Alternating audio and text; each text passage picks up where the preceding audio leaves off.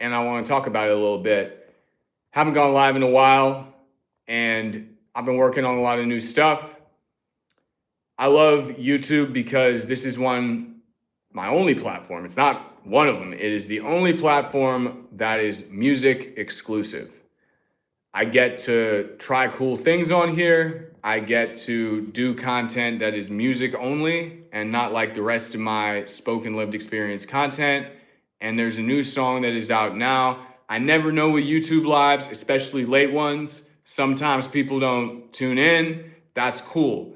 I just kind of wanted to leave this up, and I'm going to speak on the story behind this song.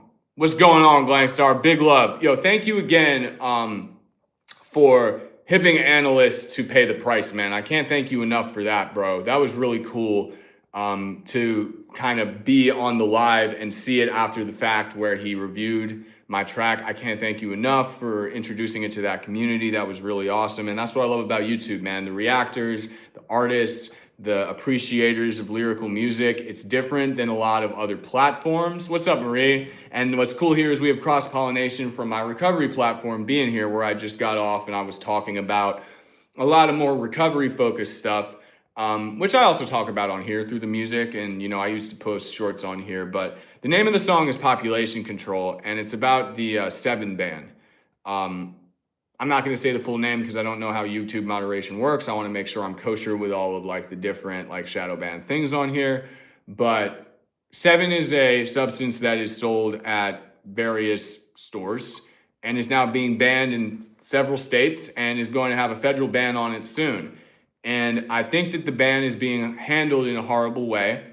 And like I've done in several of my songs in the past, including Fall in Line, including Price of Addiction, I talk about, recovery a lot in my music. That's one of my primary topics. I've been recently experimenting with some different things that talk about different things, but the primary engine of my music and my content is all about recovery.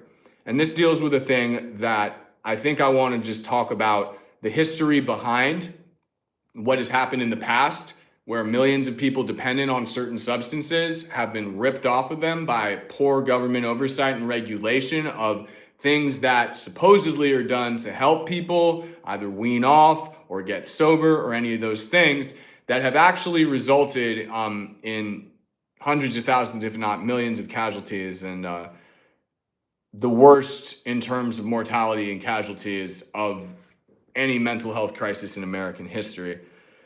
So basically, if you want to talk about the story behind this song, you have to start in 1995. And truly, you have to start decades before in terms of how the prohibition and then the 1960s dope epidemic and then the 80s crack epidemic and all of those things, demonstrated that the government really had absolutely no idea what they were doing in terms of how to help people who were struggling. And if you look at that as kind of a backdrop for this song being called Population Control, you might get a little, this dude listens to too many podcasts, and I probably do. There's a little bit of a tinfoil hat thing, conspiracy thing, but it's actually kind of public if you look at the history of, even if it's not direct population control, the government has not taken into consideration what any people who are dependent on any substance, a lot of whom have mental health issues, cycles of generational poverty and mental health stuff. And so you look at what happened in the Frank Lucas, American gangster dope epidemic during the Vietnam War. Then you look at the crack epidemic and the CIA and Iran-Contra and all of that. You see a lot of government intervention. But none of it's really prescription medications. You got a little bit of the Valley of the Dolls, overprescription with benzos and different things, all that. But nothing like what you saw in the 90s with the oxy epidemic. And what ended up happening is that the FDA basically allowed, a government regulatory agency, basically allowed millions of people to be prescribed with very little regulation and a lot of subsidies, a lot of the government paying for the implementation of these different things that set up millions of people, not all of whom suffered with chronic pain, being prescribed a medication that was marketed as non-addictive. Now, the saddest thing about this is that the pain community, the people who need pain medication, who aren't necessarily addicts, although they might be chemically dependent on pain medication, ended up getting cut off of this eventually. Now, how did that happen? So what happened is millions of people were prescribed this.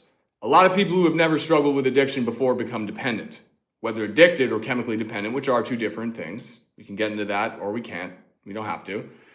Some people turn to it for emotional, mental, spiritual reasons. Some turn to it for pain management.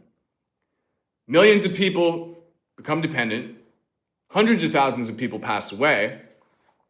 And eventually it gets to the point that the government intervenes and they change the formula. But what happens that they change the formula is that millions of people who are dependent on it switch to dope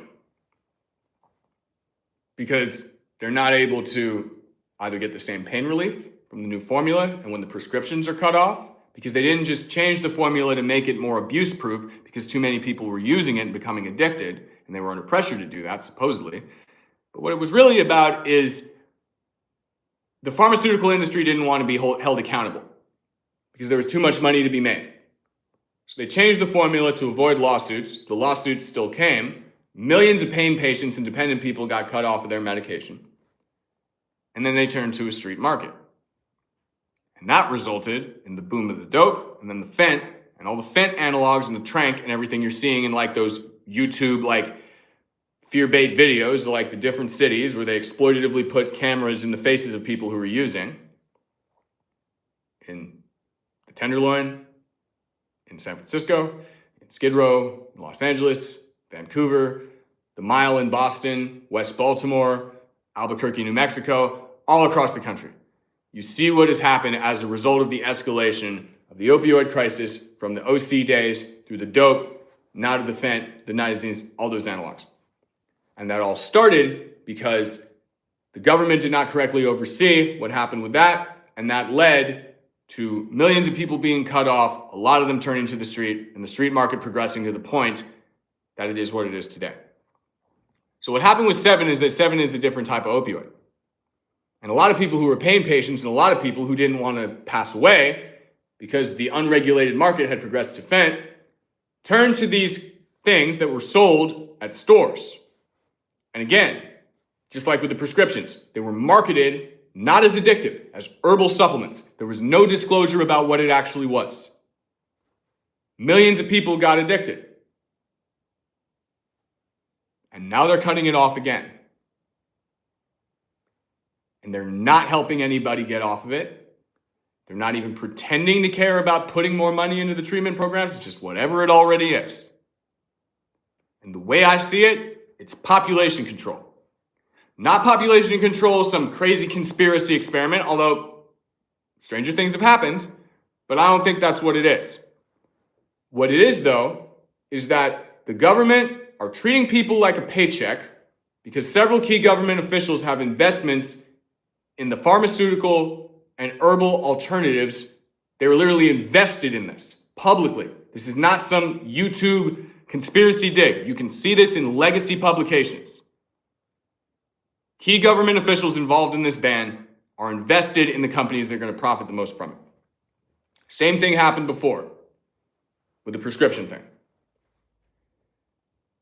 And I think their situation is that whether somebody goes to prescriptions or whether they go to the street, they're either going to make money because they choose a pharmaceutical option, or they're going to pass away and they're not going to have to pay for their treatment. And it's incredibly obvious, it's in our face, and they're not doing anything to hide it. Big love, Straight Jacket. And I say this as a person who's 10 years sober, in long-term recovery, father of 3, fully employed, tax-paying citizen. I'm not saying this as a person who's using this stuff. I'm saying this as a person who doesn't want hundreds of thousands more people to die. And the song talks about it. And a lot of people in the recovery community say I'm crazy for doing this. They say I should leave it alone, just talk about hope, just talk about recovery, and I do that.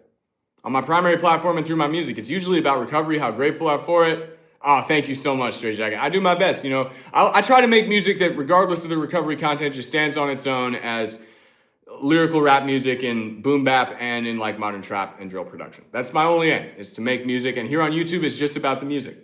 I don't post any like standard content on here, just music. And I appreciate everybody who's open to it. But I just wanted to give a little backstory about this track and the reason behind it. called Population Control. It's out now. It's on all streaming, and the video, I just put a little something together. It's not that crazy. But thank you, Maria. I do my best to stay authentic as possible, you know. It's pretty humbling being a father of 3 in long-term recovery. It's pretty humbling what recovery and being able to make, oh man, listen, when Analyst said that about my rhymes, it was humbling, man, because, you know, I got to peruse some of his content, you know, the artists that he's talked about. It's really humbling stuff, bro. It's really amazing to see that he's open to it. But God bless y'all, man. Stay safe. Population Control's out now. And if nobody's told you today, regardless of whether you're in recovery or not, you're doing an awesome job. And it's one day